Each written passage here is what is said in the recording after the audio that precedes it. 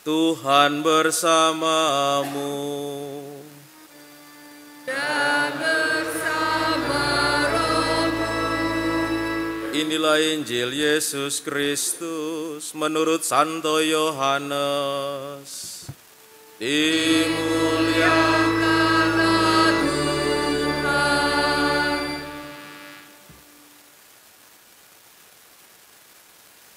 Dalam perjamuan malam terakhir, Yesus menengadah ke langit dan berdoa, Bapa, telah tiba saatnya, muliakanlah putramu, supaya putramu memuliakan engkau.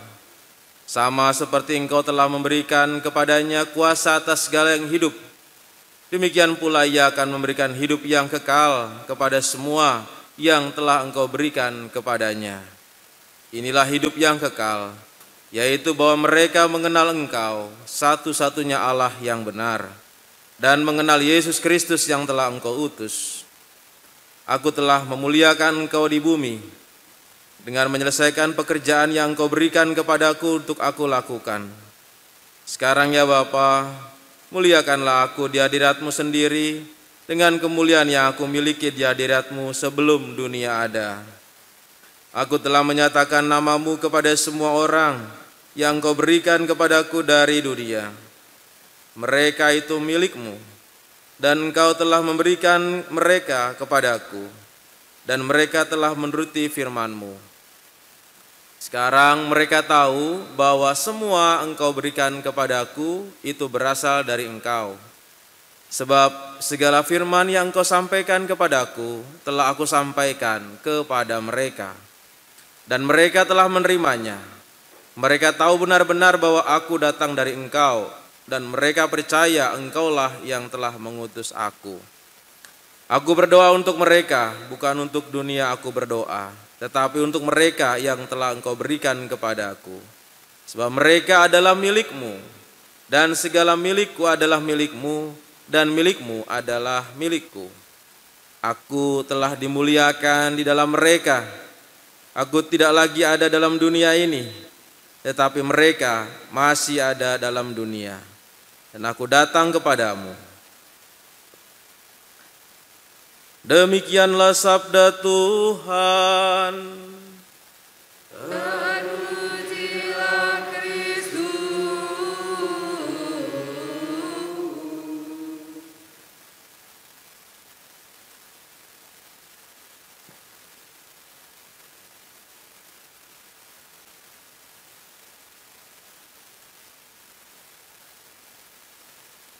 Silakan duduk.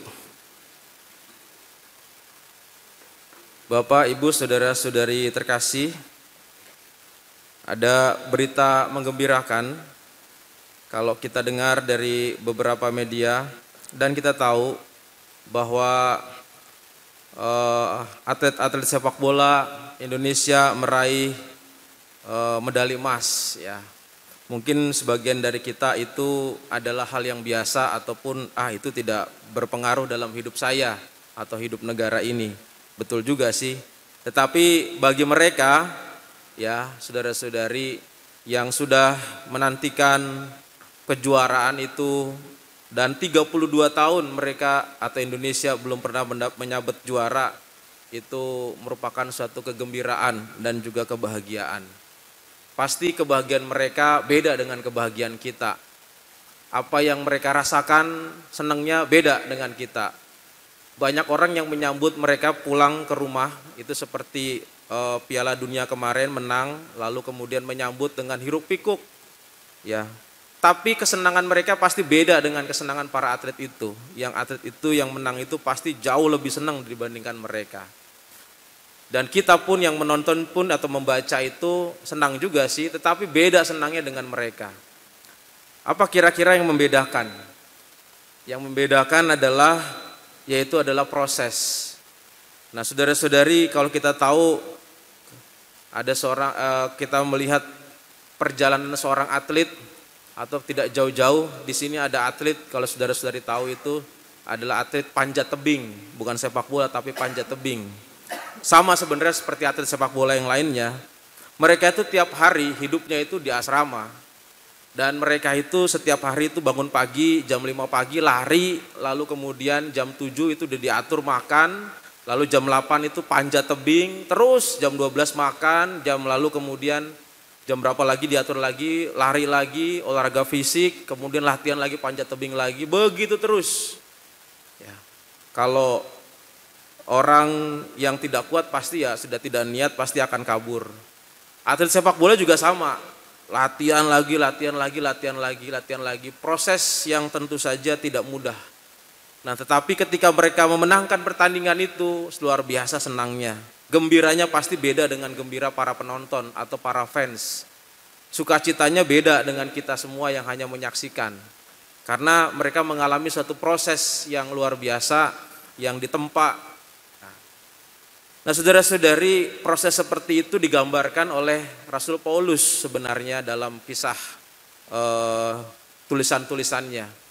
Rasul Paulus kok menggambarkan dengan seorang atlet, seorang pelari, seorang yang pejuang untuk meraih suatu kemenangan itu adalah sesuatu yang dibutuhkan satu niat dan proses yang ditempa sebagaimana orang itu harus susah dulu sehingga bisa mendapatkan yang baik. Nah, saudara-saudari terkasih, itulah gambaran iman juga. Jadi iman itu bukanlah seperti sesuatu yang didapatkan begitu saja atau juga kebaikan yang tentu saja dilakukan oleh kita karena kita sudah beriman terus semuanya datang kebaikan-kebaikan semua. Ternyata tidak, ada proses yang harus ditempuh. Nah, kalau kita dengar baik-baik kisah yang dibacakan ini dalam Yohanes 17 ini adalah kisah tentang Yesus yang berdoa untuk kemuliaan. Mungkin dari kita berpikir, wah kenapa Yesus kok minta dimuliakan? Yesus kok minta supaya dirinya itu diangkat untuk mulia seperti itu. Pikiran kita mungkin kata mulia ini adalah suatu yang sukses, puncak, lalu kemudian juara dan sebagainya. Kata-kata istilah itu. Tapi mulia di sini atau memuliakan di sini, ini adalah satu hal yang perlu kita ikuti dari proses yang disebut dengan Kalvari itu, di puncak bukit Kalvari atau bukit Golgota itu, yaitu proses penyalipan itu. Dan kita mungkin tidak menyangka kata mulia ini maksudnya adalah disalib itu, penyalipan itu, membiarkan Yesus untuk dirinya disalib, menderita, wafat dan bangkit. Yesus meminta Allah membiarkan dia melakukan tugas itu untuk mencapai kemuliaan itu. Dari kita juga mungkin tidak berpikir dalam ayat ini, kalau Allah itu melihat anaknya disiksa, lalu kemudian didera, disalib, nanti turun bala tentara dari surga untuk menghalau semua prajurit yang menyakiti anaknya ini. Kita nggak berpikir sampai di situ, tapi inilah maksud Injil Yohanes itu menuliskan ini, melihat kembali apa yang disampaikan Yesus dalam doanya itu. Kata kemuliaan itu adalah membiarkan dirinya disalib, menderita untuk mencapai yang namanya penebusan itu. Jadi jalur mulia itu atau jalur penebusan itu harus memang ditempuh dengan proses yang luar biasa pahit, yaitu adalah penderitaan di kayu salib.